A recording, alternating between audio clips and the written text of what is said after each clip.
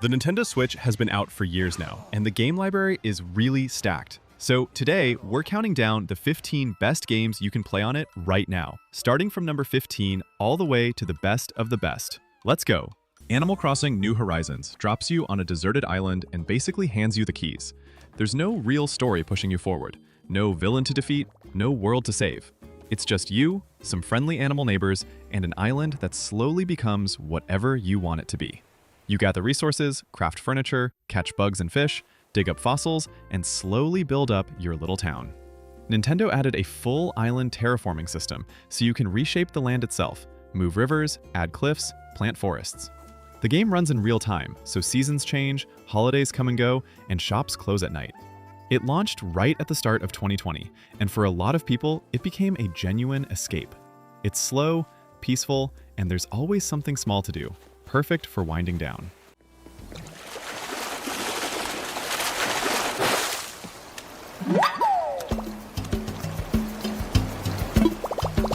The Legend of Zelda: Link's Awakening is a remake of the 1993 Game Boy Classic, and it looks absolutely stunning on Switch, like a living toy diorama.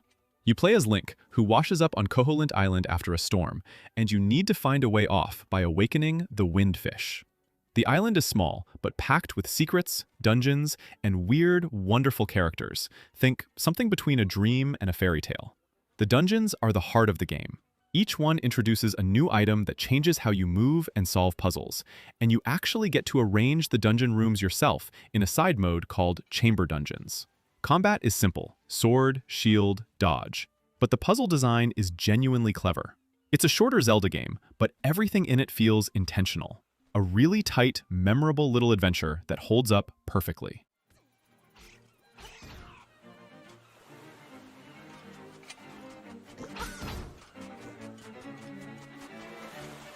Luigi's Mansion 3 is one of the most purely fun games on the Switch. Luigi gets tricked into visiting a haunted hotel, and almost immediately, everyone he cares about gets captured. So armed with his trusty poltergust vacuum, he heads up floor by floor to rescue them. The gameplay is all about exploring each themed hotel floor, solving environmental puzzles, and catching ghosts. You use the poltergust to stun enemies, slam them around, and suck them up before they escape. Later, you unlock Gooigi, a green goo clone of Luigi who can slip through grates and interact with things Luigi can't, and a second player can even control him co-op. Every floor has its own personality, its own mini-boss, and its own visual identity. The boss fights are creative and really satisfying. It's a game that just keeps finding new ways to surprise you without ever getting frustrating.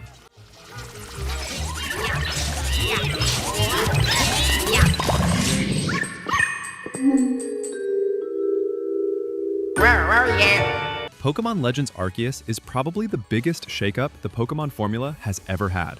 It takes you back to the Hisui region, ancient Sinnoh, long before Pokémon training was even a thing. You're part of a survey corps tasked with building the very first Pokédex, and to do that, you have to research wild Pokémon in the open field.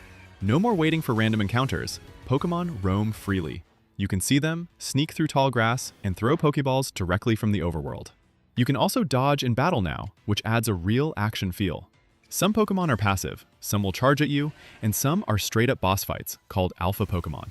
The story leans into mystery and the origins of Pokémon lore in a way the series hadn't really done before. It's rough around the edges visually, but the gameplay loop is addictive and genuinely fresh.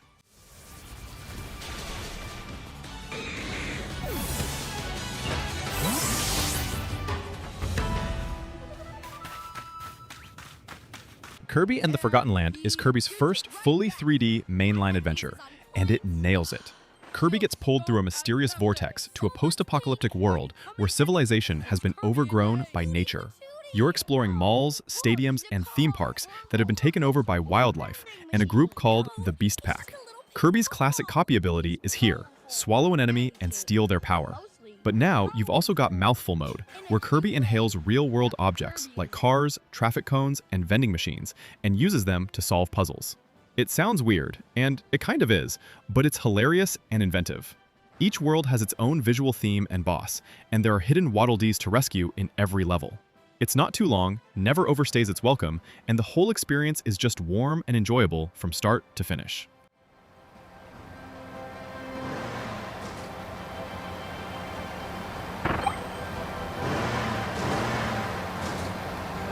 Pikmin 4 brings the series back after a long break, and it's the most polished and accessible entry yet. You play as a new recruit in the Rescue Corps, who gets sent to a mysterious planet called PNF 404 to save Captain Olimar, except the whole rescue team crashes too, so now you're saving everyone. The gameplay is real-time strategy at a tiny scale. You command squads of Pikmin, small plant creature hybrids, and use them to fight enemies, carry treasure, and remove obstacles. Different Pikmin types handle different situations. Red ones are strong fighters. Ice Pikmin can freeze enemies, and water, winged Pikmin fly over gaps. You also have Ochi, a space dog who acts like a companion and a vehicle. You can ride him, command him, and he grows stronger as you upgrade him. There are night expeditions now too, where you defend a base from waves of nocturnal enemies. It's layered, strategic, and surprisingly deep.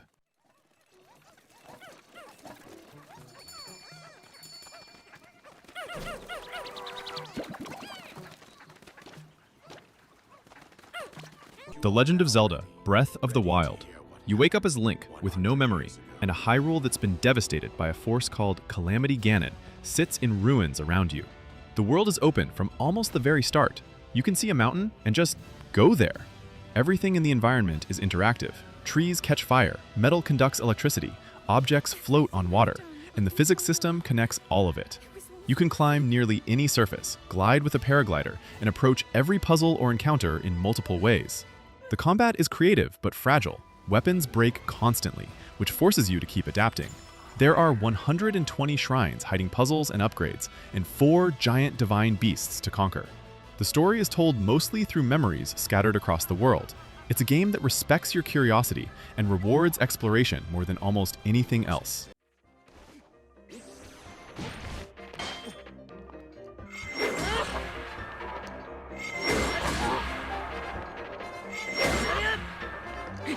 Paper Mario: The Thousand-Year Door is a remake of the beloved 2004 GameCube RPG, and on Switch, it looks better than it ever has. Mario heads to a shady port town called Rogueport after Peach sends him a mysterious treasure map. What starts as a hunt for a legendary treasure turns into something much bigger. The combat is turn-based, but with a twist.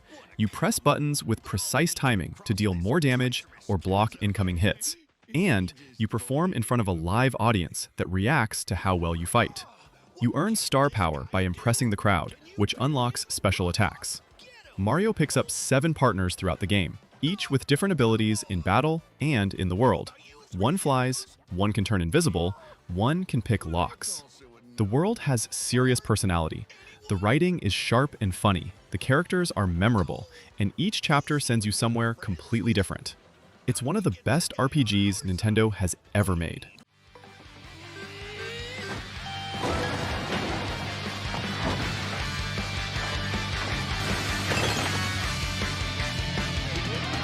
Xenoblade Chronicles 3 is a massive JRPG, set in a world where 2 nations are locked in endless war, and soldiers are designed to live only 10 years before they expire.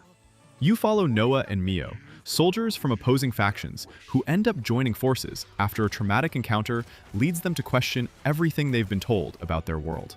The combat is real-time but deeply tactical. You control one character while the AI handles the rest, and you switch between roles, called classes, on the fly. Each class plays completely differently, from healer to attacker to tank, and you can mix and match skills across all of them. The world is enormous and gorgeous. Open fields, crumbling ruins, massive creatures roaming in the distance. The story goes places you don't expect and handles themes of mortality, purpose, and identity in a way that feels genuinely mature. It's a long game, easily 100+ hours, but it earns every hour.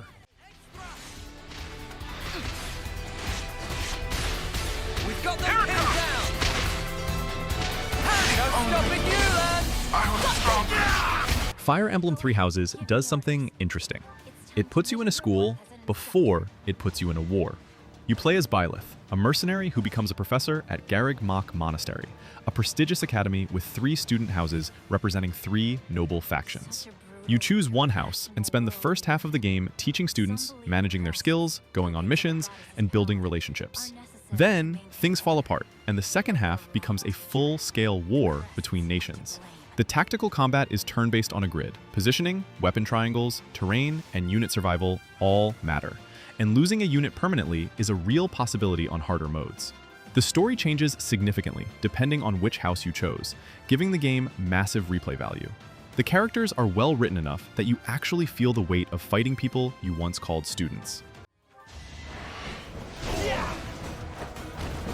The mark of nobility. Greatness awaits me. Super Mario Bros. Wonder is the freshest the 2D Mario formula has felt in years. It's set in the Flower Kingdom, and it follows Mario and crew trying to stop Bowser from merging with the Royal Palace. The main hook is the Wonder Flower. Collect one in a level, and something unpredictable happens. Pipes come alive and chase you, gravity flips, the whole level transforms into something chaotic and strange. Every level has its own Wonder event, and they're all different. On top of that, power-ups like the Elephant Fruit let you absorb water and smash through walls, and the Drill Mushroom lets you tunnel into the ground or ceiling. There's also online asynchronous multiplayer, where ghost versions of other players share your world passively. The level design takes risks that 2D Mario rarely used to take. It doesn't play it safe, and that's exactly why it works so well.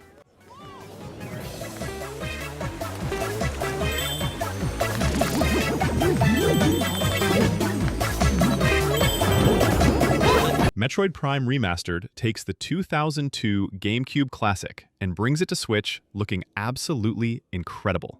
You play as Samus Aran, a bounty hunter who lands on a planet called Talon 4 after a distress signal and ends up trapped in an escalating mission to stop a biological threat called Phazon. The game is a first-person action-adventure, not a shooter. You scan your environment constantly, building up logs and lore about the world, the creatures, and the ancient Chozo civilization that lived there. Samus gains new abilities by exploring. The Morph Ball lets you roll through tight passages. The Grapple Beam lets you swing across gaps. The Varia Suit makes extreme temperatures survivable. The world is interconnected, and you backtrack through it as your abilities expand. The boss fights are some of the most memorable in any Nintendo game. The remaster didn't change the design, it just made it look and feel as good as it deserves to.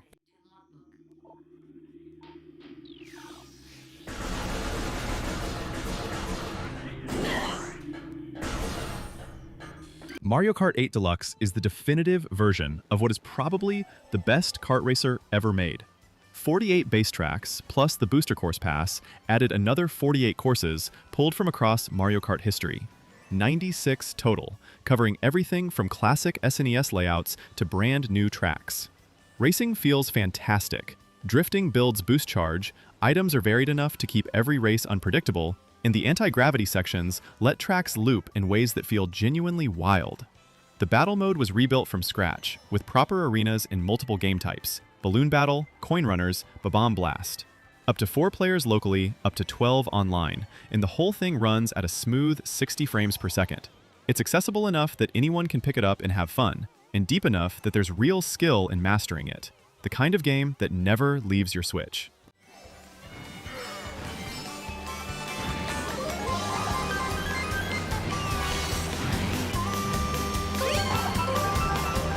Super Mario Odyssey is Mario going full 3D sandbox and doing it better than almost any platformer ever has. Bowser has kidnapped Peach and is planning a forced wedding across different kingdoms, so Mario teams up with Cappy, a living hat, and chases them across the world. The main mechanic is possession. Throw Cappy onto almost any enemy or object and Mario takes control of it. Inhabit a bullet bill and fly across a gap. Become a Goomba and stack with others. Turn into a T-Rex and rampage through a prehistoric jungle. Every kingdom has its own rules and its own collection of power moons, which is the game's main currency for progress. Some moons are out in the open, some are hidden in clever spots, and some require you to nail a tricky sequence. The movement is fluid and expressive. Just running and jumping feels good. It's joyful, endlessly creative, and stuffed with content.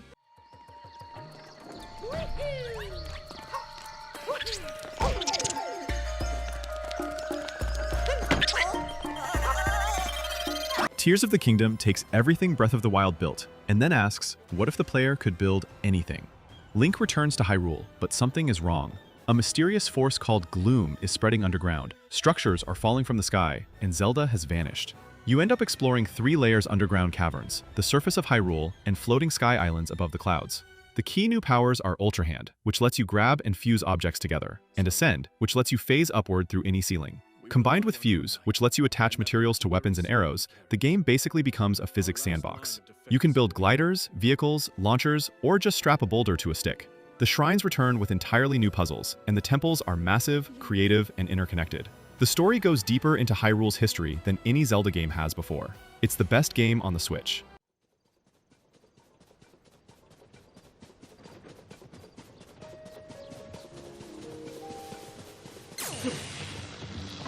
"15 incredible games that show exactly why the Nintendo Switch matters." Whether you're into RPGs, platformers, or just want something to relax with, this library has it all. Let me know in the comments which one's your favorite, and I'll see you in the next one.